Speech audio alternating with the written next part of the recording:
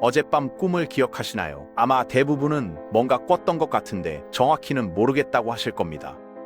그런데 충격적인 사실 하나 알려드릴게요. 인간은 매일 밤 4번에서 6번의 꿈을 꾸는데 그중 기억하는 건 고작 하나 정도고 그마저도 10분만 지나면 절반이 증발해버립니다. 여러분의 뇌는 밤새 뭔가를 말하고 있는데 정작 여러분은 그 메시지를 아침 햇살과 함께 흘려보내고 있는 거죠. 인간은 평균 수명의 약 3분의 1을 잠을 자며 보내는데 80세까지 산다고 치면 무려 27년이라는 시간을 수면 상태로 보내는 겁니다. 그 긴 시간 동안 꾸는 꿈들이 과연 아무 의미 없는 뇌의 잡음일까요? 오늘은 꿈이 우리에게 보내는 숨겨진 메시지, 그리고 왜 그것을 들어야 하는지에 대해 이야기해 보겠습니다. 아침에 일어나서 가장 먼저 하는 게 뭔가요? 대부분은 알람 끄고 스마트폰 확인하고 씻고 출근 준비하느라 바쁘죠. 이 과정 어디에도 어젯밤 꿈에서 뭘 경험했는지 생각할 틈이 없거든요. 우리는 깨어있는 시간의 모든 것을 중요하게 여기면서 잠들어 있는 시간의 경험은 마치 존재하지 않았던 것처럼 취급합니다. 고대 문명에서 꿈은 신의 메시지였어요. 이집트인들은 꿈을 통해 신탁을 받았고 그리스인들은 신전에서 치유의 꿈을 기다렸죠. 동양에서도 꿈은 영혼의 여행이자 깨달음의 통로로 여겨졌는데 현대에 와서는 그냥 잠잘 때 보는 영상 정도로 격화되어 버린 겁니다. 혹시 이런 경험 있으신가요? 아무 맥락도 없이 수년 전에 만났던 사람이 갑자기 꿈에 나타나는 거요. 초등학교 때 같은 반이었던 이름도 기억 안 나는 친구가 어젯밤 꿈에 선명하게 등장하고 오래전 이사간 옛집 복도를 걷고 이미 돌아가신 할머니와 대화하는 꿈 말이에요.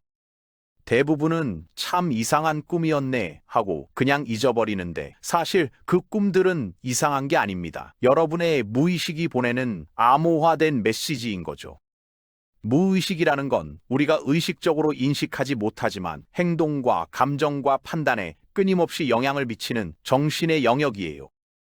왜 특정 사람에게 끌리는지, 왜 특정 상황에서 불안을 느끼는지, 왜 아무 이유 없이 갑자기 이 모든 것의 답이 무의식 속에 있거든요. 그리고 꿈은 바로 그 무의식이 우리에게 말을 거는 유일한 통로입니다. 깨어있을 때 우리의 의식은 문지기처럼 작동해요. 받아들이기 싫은 생각, 직면하기 두려운 감정, 인정하고 싶지 않은 욕망들을 모두 차단하죠. 그런데 잠이 들면 이 문지기도 같이 잠이 들어버려요. 그동안 억압되어 있던 것들이 꿈이라는 형태로 의식의 표면 위로 떠오르는 겁니다. 누군가에게 쫓기는 꿈 꿔보신 적 있죠? 정체를 알 수 없는 존재가 뒤에서 다가오고 필사적으로 도망치는데 다리는 마치 늪에 빠진 것처럼 무겁고 아무리 달려도 앞으로 나아가지 못해요. 뒤를 돌아보면 그것이 점점 가까워지고 심장이 터질 것 같은 공포 속에서 결국 깨어나는 거죠. 온몸이 땀에 젖어 있고 심장도 실제로 빠르게 뛰고 있는데 그냥 악몽 꿨구나 하고 넘어가시죠?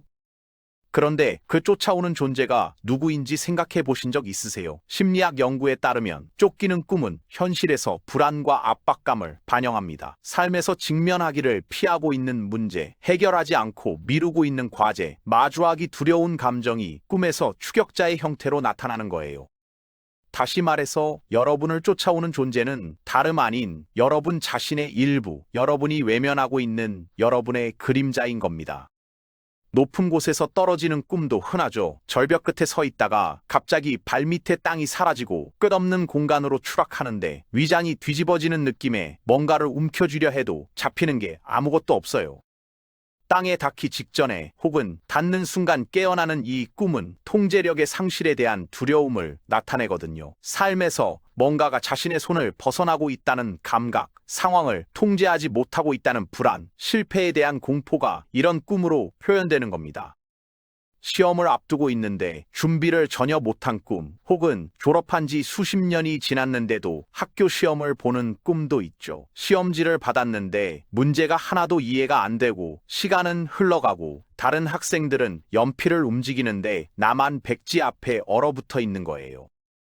학교를 졸업한 지 오래되어도 이런 꿈이 자주 나타나는 이유가 뭘까요? 우리가 여전히 끊임없이 평가받고 있다고 느끼기 때문이에요.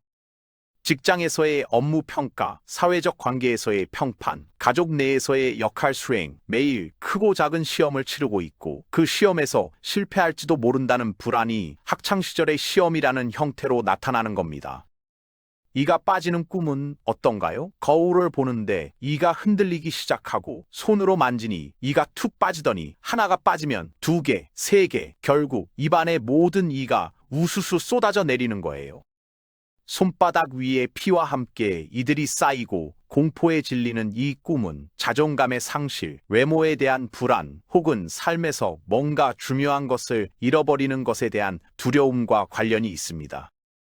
이는 외모의 일부이자 힘의 상징이기도 하고 말하는 데 필수적인 신체 부위이기도 하니까 자신의 목소리를 잃어버리는 것, 즉 의견을 표현하지 못하는 상황에 대한 불안을 나타낼 수도 있죠. 벗은 몸으로 공공장소에 서 있는 꿈도 많은 분들이 경험하시는데요. 회의실에 들어갔는데 자신만 옷을 입지 않은 걸 깨닫거나 거리를 걷는데 사람들이 모두 쳐다보고 있어서 보니까 자신이 벗은 상태인 거예요. 숨을 곳을 찾지만 어디에도 없고 모든 시선이 집중되어 있어서 수치심에 몸이 뜨거워지는 이 꿈은 취약함에 대한 두려움, 진짜 자신이 노출되는 것에 대한 불안을 반영합니다. 우리는 모두 사회적 가면을 쓰고 살아가잖아요. 직장에서의 나, 가족 앞에서의 나, 친구들 앞에서의 나는 모두 조금씩 다르죠. 그 가면 뒤에 있는 진짜 나, 결점과 불안과 욕망을 가진 진짜 나가 다른 사람들에게 보여질 것에 대한 두려움이 벗은 채로 서 있는 꿈으로 나타나는 겁니다. 여기서 잠시 생각해 보세요. 지금까지 말씀드린 꿈들 중에서 경험해 본 게 있으신가요? 쫓기는 꿈, 떨어지는 꿈, 시험 꿈, 이가 빠지는 꿈, 벗은 채로 있는 꿈. 연구에 따르면 전 세계 사람들의 약 70% 이상이 이런 보편적인 꿈의 유형을 경험한다고 해요. 문화와 언어와 시대를 초월해서 인류가 공유하는 꿈의 원형이 존재한다는 거죠. 이게 뭘 의미하냐면 우리 인간의 무의식에는 공통된 구조가 있다는 겁니다. 심리학에서는 이걸 집단 무의식이라고 부르는데 개인의 경험을 넘어서 인류 전체가 공유하는 원초적인 심상과 패턴이 우리 정신의 깊은 곳에 존재한다는 거예요.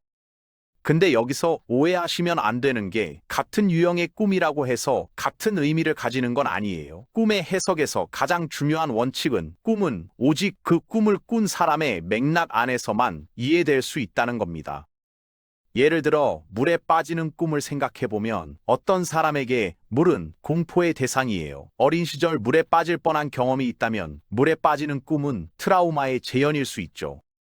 반면에 또 다른 사람에게 물은 생명과 정화의 상징일 수 있고 그 사람에게는 감정에 압도당하는 것 혹은 무의식의 세계로 깊이 들어가는 걸 의미할 수도 있는 거예요. 인터넷에서 찾을 수 있는 꿈 해몽 사이트들 있잖아요. 물고기 꿈은 돈이 들어온다, 돼지 꿈은 재물은, 이런 식의 단순한 공식들 말이에요. 솔직히 말씀드리면 이런 건 꿈의 본질을 완전히 오해하고 있는 겁니다. 꿈은 복권 번호를 알려주는 점술의 도구가 아니에요. 꿈은 여러분 자신이 여러분 자신에게 보내는 편지예요. 그 편지의 내용을 이해하려면 편지를 쓴 사람, 즉 여러분 자신의 무의식을 이해해야 하고 그건 간단한 공식으로 해결되지 않습니다. 반복되는 꿈에 대해서도 이야기해 볼게요. 같은 꿈을 반복적으로 꾸는 경험을 해보신 적 있나요? 어떤 분들은 수년, 심지어 수십 년에 걸쳐 같은 꿈을 반복해서 꾼다고 합니다. 같은 장소, 같은 상황, 같은 감정이 밤마다 되풀이되는 건데 왜 이런 일이 일어날까요?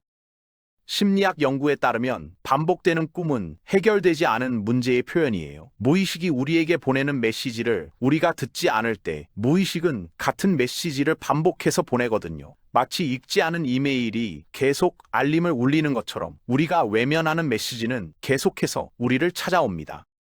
반복되는 꿈을 그만 꾸고 싶다면 그 꿈이 뭘 말하고 있는지 들어야 해요. 그 메시지를 이해하고 그것이 가리키는 문제를 현실에서 직면해야 하는 거죠. 메시지가 전달되면 더 이상 반복할 필요가 없어지니까요. 악몽에 대해서도 말씀드려야 할 것 같아요. 악몽은 단순히 불쾌한 꿈이 아니에요. 악몽은 우리 정신의 경보 시스템이거든요. 뭔가가 잘못되었다는 걸 알려주는 신호인 거죠. 연구에 따르면 극심한 스트레스나 불안장애, 외상 후 스트레스 장애를 겪는 사람들은 악몽을 더 자주 꿉니다. 트라우마를 경험한 사람들은 그 트라우마와 관련된 악몽을 반복적으로 꾸기도 하는데, 이건 내가 처리하지 못한 경험을 계속해서 처리하려고 시도하는 것으로 이해됩니다. 근데 악몽을 단순히 피하려고만 하지 마세요. 악몽은 고통스럽지만 그 안에 중요한 정보가 담겨 있거든요. 악몽이 반복된다면 그건 여러분의 정신이 여러분에게 도움을 요청하고 있는 거예요. 그 요청을 무시하지 마세요. 자각몽이라는 거 들어보셨나요? 꿈을 꾸는 도중에 이건 꿈이구나 하고 인식하는 상태를 말하는데요. 자각몽 상태에서는 꿈의 내용을 어느 정도 통제할 수 있어요. 날아다닐 수도 있고, 원하는 장소로 이동할 수 있고, 꿈속의 인물들과 대화를 나눌 수도 있죠. 자각몽은 단순히 신기한 경험이 아니라 자신의 무의식과 직접 소통할 수 있는 기회예요. 자각몽 상태에서 자신을 쫓아오는 존재에게 당신은 누구입니까? 라고 물어볼 수도 있고, 악몽의 내용을 바꿀 수도 있거든요. 자각몽은 심리치료적 효과가 있다는 연구 결과도 있는데, 특히 악몽으로 고통받는 사람들에게 악몽의 빈도와 강도를 줄이는데 도움이 될 수 있습니다. 이제 근본적인 질문 하나 던져볼게요. 꿈에서 경험하는 것은 현실일까요? 대부분은 당연히 아니라고 대답하시겠죠. 꿈은 꿈일 뿐 현실이 아니라고요. 근데 잠시 생각해보세요. 꿈을 꾸는 동안 여러분은 그게 꿈이라는 걸 알았나요? 대부분의 경우 꿈을 꾸는 동안에는 그것이 현실이라고 믿거든요. 꿈에서 느끼는 공포, 슬픔, 기쁨, 분노는 모두 진짜 감정이에요. 꿈에서 깨어났을 때 심장이 빠르게 뛰고 눈물이 흐르고 땀에 젖어 있는 건 그 감정이 실제로 여러분의 몸에 영향을 미쳤기 때문입니다. 꿈에서의 경험은 비록 물리적 세계에서 일어난 건 아니지만 심리적으로는 완전히 실제예요. 꿈에서 받은 상처는 깨어난 후에도 여러분에게 영향을 미치고, 꿈에서 해결한 문제는 깨어난 후에도 여러분의 마음에 평화를 주거든요. 고대 중국의 한 철학자가 나비 꿈을 꾼 이야기 아세요? 꿈에서 나비가 되어 자유롭게 날아다녔는데 깨어난 후 의문에 빠진 거예요. 내가 나비 꿈을 꾼 건가? 아니면 나비가 사람인 꿈을 꾸고 있는 건가? 수천 년이 지난 지금도 이 이야기는 우리에게 질문을 던집니다. 꿈과 현실의 경계는 정말 우리가 생각하는 것처럼 명확한 걸까요? 많은 사람들이 나는 꿈을 꾸지 않는다고 말하는데요. 이건 사실이 아니에요. 모든 사람은 꿈을 꿉니다. 다만 기억하지 못할 뿐이죠. 연구에 따르면 렘 수면 단계에서 깨어난 사람의 약 80% 이상이 꿈을 기억한다고 해요. 꿈을 기억하지 못하는 건 꿈을 꾸지 않기 때문이 아니라 기억이 장기 기억으로 전환되기 전에 사라지기 때문이에요. 렘 수면 동안에는 장기 기억 형성에 필요한 신경 전달 물질인 노르에피네프린의 분비가 중단되거든요. 그래서 꿈의 기억은 휘발성이 강하고 깨어난 직후 몇 분 안에 빠르게 사라지는 겁니다. 꿈을 더 잘 기억하고 싶다면 몇 가지 방법이 있어요. 잠자리 옆에 메모장과 펜을 두거나 스마트폰의 음성 녹음 기능을 사용하는 건데요. 깨어난 직후 눈을 뜨기 전에 잠시 가만히 누워서 꿈의 내용을 떠올려보고 기억나는 걸 바로 기록하세요. 아무리 단편적이고 사소한 것이라도요. 색깔, 감정, 인물, 장소, 어떤 것이든 이걸 꿈일기라고 하는데, 꾸준히 쓰면 놀라운 일이 일어납니다. 시간이 지나면서 꿈을 기억하는 능력이 향상되고 더 많은 꿈을 더 선명하게 기억하게 되거든요. 나중에 꿈일기를 읽어보면 자신도 몰랐던 패턴을 발견하게 됩니다. 반복되는 주제, 반복되는 인물, 반복되는 감정, 이것들이 여러분의 무의식이 보내는 메시지의 실마리예요. 잠들기 전에 스스로에게 오늘 밤 나는 꿈을 기억할 것이다 라고 말하는 것도 도움이 됩니다. 어리석게 들릴 수 있는데 연구에 따르면 이런 의도 설정이 실제로 꿈 회상률을 높인다고 해요. 우리의 뇌는 우리가 중요하게 여기는 것에 더 많은 주의를 기울이니까요. 충분한 수면을 취하는 것도 중요한데, 수면이 부족하면 렘 수면의 비율이 줄어들고 따라서 꿈을 꿀 기회도 줄어들거든요. 특히 수면의 후반부에 렘 수면의 비율이 높아지기 때문에 충분히 오래 자는 게 필요합니다. 꿈 분석은 전문가만 할 수 있는 게 아니에요. 물론 깊은 심리적 문제를 다루려면 전문가의 도움이 필요할 수 있지만, 기본적인 수준에서 자신의 꿈을 탐구하고 이해하는 건 누구나 할 수 있습니다. 사실 누구보다 여러분의 꿈을 잘 이해할 수 있는 사람은 여러분 자신이에요. 꿈의 상징들은 개인적인 의미를 가지고 있고 그 의미는 오직 여러분만이 알 수 있거든요. 꿈을 분석할 때 유용한 질문들이 있어요. 이 꿈에서 가장 강렬했던 감정은 뭐였나? 이 감정은 최근 내 삶에서 어떤 상황과 연결되나? 꿈에 등장한 사람들은 현실에서 누굴 나타낼 수 있나? 혹은 나 자신의 어떤 부분을 상징할 수 있나? 꿈의 배경이 된 장소는 내게 어떤 의미가 있나? 꿈에서 뭔가를 찾고 있었다면 현실에서 내가 찾고 있는 건 뭔가? 꿈에서 뭔가를 잃어버렸다면 현실에서 내가 잃어버릴까봐 두려워하는 건 뭔가? 이런 질문들을 통해 꿈의 표면적인 내용 뒤에 숨겨진 더 깊은 의미를 탐색할 수 있습니다. 우리는 깨어있는 시간의 대부분을 외부 세계에 집중하며 보내잖아요. 일, 관계, 책임, 오락, 주의가 끊임없이 바깥으로 향해 있는데 내면 세계, 우리 자신의 정신 깊은 곳에서 일어나고 있는 일에는 거의 주의를 기울이지 않죠. 꿈은 그 내면 세계로 들어가는 문이에요. 꿈을 통해 자기 자신을 더 깊이 알 수 있고 자신의 두려움, 욕망, 갈등, 가능성을 발견할 수 있거든요. 그리고 그 발견은 깨어있는 삶을 더 풍요롭게 만듭니다. 예전에 매우 선명하고 의미 있게 느껴졌던 꿈을 기억하시나요? 깨어난 후에도 오랫동안 머릿속에서 떠나지 않았던 꿈, 뭔가 중요한 걸 알려주는 것 같았던 꿈 말이에요. 그런 꿈을 큰 꿈이라고 부르기도 하는데요. 큰 꿈은 일상적인 잡다한 꿈들과는 달라요. 더 선명하고 감정적으로 더 깨어난 후에도 더 오래 기억에 남거든요. 심리학에서는 큰 꿈이 집단 무의식에서 온다고 보는데 개인의 일상적 경험을 넘어서 인류 전체에 깊은 지혜가 담긴 꿈이라는 거예요. 만약 그런 꿈을 꾼 적이 있다면 가볍게 여기지 마세요. 여러분의 삶에 중요한 메시지를 담고 있을 수 있으니까요. 꿈은 창의성의 원천이 되기도 해요. 역사적으로 많은 예술 작품, 과학적 발견, 기술적 혁신이 꿈에서 영감을 받았다고 알려져 있거든요. 꿈에서는 깨어있을 때의 논리적 사고가 느슨해지고 서로 관련 없어 보이는 것들이 자유롭게 연결됩니다. 이런 비논리적인 연결이 때로는 새로운 통찰을 가져다 주죠. 깨어있는 동안 풀리지 않던 문제의 해답이 꿈에서 떠오르는 경험을 한 분들도 계실 텐데 이건 우연이 아니에요. 꿈을 꾸는 동안 뇌는 낮 동안 얻은 정보들을 정리하고 통합하는데 그 과정에서 새로운 연결이 만들어지고 새로운 해답이 떠오를 수 있는 거죠.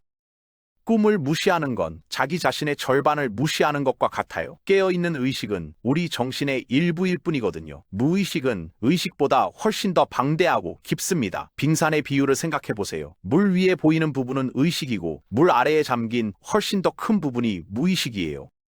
꿈은 그 물 아래에서 올라오는 메시지인 거죠. 그 메시지를 무시하면 우리는 불완전한 자기 이해에 머무르게 됩니다. 왜 어떤 결정을 내리는지, 왜 어떤 감정을 느끼는지, 왜 어떤 패턴이 반복되는지 이해하지 못한 채 살아가게 되는 거예요.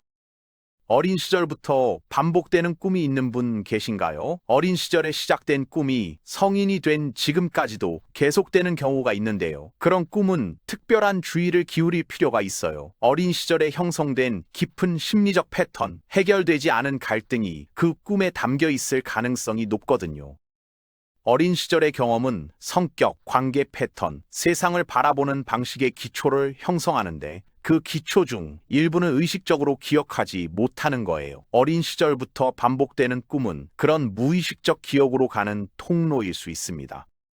예지몽에 대해서도 한 말씀 드려야 할 것 같아요. 많은 분들이 미래를 예견하는 꿈, 즉 예지몽을 경험했다고 말하시는데 꿈에서 본 것이 나중에 현실에서 일어났다는 거죠. 이걸 어떻게 이해해야 할까요? 솔직히 말씀드리면 대부분의 경우 예지몽으로 느껴지는 건 기억의 왜곡 때문이에요. 우리의 기억은 완벽하지 않거든요. 수많은 꿈을 꾸지만 대부분을 잊어버리고 현실에서 뭔가가 일어났을 때 그것과 비슷한 꿈을 꿨던 것 같은 느낌이 드는 거예요. 원래 꿨던 꿈의 내용이 현실의 사건에 맞게 무의식적으로 재구성될 수도 있고요. 근데 그렇다고 모든 예지몽 경험을 완전히 부정할 수 있는 것도 아니에요. 무의식은 의식보다 훨씬 더 많은 정보를 처리하거든요. 무의식이 포착한 미묘한 패턴과 신호들이 꿈으로 나타나고 그게 나중에 일어날 일을 어느 정도 예측하는 것처럼 보일 수 있는 겁니다. 경고 하나 드려야 할 것 같은데요. 꿈 분석에 지나치게 집착하지는 마세요. 모든 꿈이 깊은 의미를 가지고 있는 건 아니거든요. 어떤 꿈은 단순히 그날 먹은 음식이나 본 영화의 잔상일 수 있고, 어떤 꿈은 그저 뇌가 정보를 정리하는 과정의 부산물일 수 있어요. 꿈의 의미를 과잉 부여하면 오히려 자기 이해에서 멀어질 수 있습니다. 균형이 필요해요. 꿈에 주의를 기울이되 집착하지는 말고, 꿈의 메시지를 탐구하되 그것이 삶의 전부가 되게 하지는 마세요. 우리 대부분은 자기 자신을 잘 안다고 생각하잖아요. 나는 어떤 사람인지, 뭘 원하는지, 뭘 두려워하는지 알고 있다고 믿는데요. 의식적으로 아는 자기 자신은 빙산의 일각에 불과해요. 왜 그런 선택을 하는지, 왜 그런 감정을 느끼는지, 왜 그런 관계 패턴을 반복하는지, 그 진짜 이유는 종종 의식의 표면 아래에 숨겨져 있거든요. 꿈은 그 숨겨진 부분에 빛을 비추는 횃불입니다. 오늘 밤부터 꿈 일기를 시작해 보시는 건 어떨까요? 잠자리 옆에 메모장을 두고 아침에 일어나면 가장 먼저 꿈을 기록하세요. 처음에는 거의 기억나지 않을 수도 있어요. 괜찮습니다. 오늘은 꿈이 기억나지 않는다 라고만 적어도 돼요. 그걸 일주일, 한 달, 석 달 계속해 보세요. 시간이 지나면서 변화가 일어날 겁니다. 더 많은 꿈을 기억하게 되고, 꿈의 내용이 더 선명해지고, 기록된 꿈들을 나중에 읽어보면 자신에 대해 새로운 걸 발견하게 될 거예요. 꿈은 밤마다 여러분에게 말을 걸고 있어요. 문제는 여러분이 듣고 있느냐는 겁니다. 무의식은 여러분이 알아야 할 걸 알려주려고 하거든요. 직면해야 할 두려움, 인정해야 할 욕망, 해결해야 할 갈등, 이 모든 것이 꿈이라는 형태로 의식의 문을 두드리고 있어요. 그 문을 열 것인지 닫을 것인지는 여러분의 선택입니다. 오늘 밤 잠자리에 들기 전에 스스로에게 물어보세요. 내 꿈은 나에게 뭘 말하고 있는가? 내가 외면하고 있는 건 뭔가? 내가 두려워하는 건 뭔가? 내가 진정으로 원하는 건 뭔가? 그리고 꿈이 주는 답에 귀를 기울여 보세요. 꿈은 여러분 자신이 여러분 자신에게 보내는 가장 솔직한 메시지거든요. 그 메시지를 읽을 줄 아는 사람만이 자기 자신을 온전히 이해할 수 있습니다. 앞으로도 꿈을 그저 지나가는 환상으로 치부하며 아침마다 잊어버릴 건가요? 아니면 꿈이라는 창문을 통해 자기 자신의 내면 깊은 곳을 들여다볼 건가요? 첫 번째 길은 편해요. 아무것도 바뀌지 않고 아무것도 불편하지 않죠. 그러나 자기 자신의 절반은 영원히 미지의 영역으로 남습니다. 두 번째 길은 때로 불편해요. 보고 싶지 않은 걸 보게 될 수도 있고, 인정하고 싶지 않은 걸 인정해야 할 수도 있거든요. 그러나 그 길의 끝에는 더 깊은 자기 이해와 더 온전한 삶이 있습니다. 여러분의 꿈은 여러분에게 뭘 말하고 있나요? 이 질문에 대한 답은 여러분만이 찾을 수 있어요. 그리고 그 답을 찾는 여정은 오늘 밤 여러분이 잠드는 순간부터 시작됩니다. 꿈을 기억하세요. 꿈에 귀를 기울이세요. 그리고 꿈이 알려주는 자기 자신의 진실과 마주할 용기를 가지세요. 여러분 안에는 여러분이 아직 만나지 못한 자신이 있거든요. 꿈은 그 자신을 만나는 가장 은밀하고 직접적인 길입니다.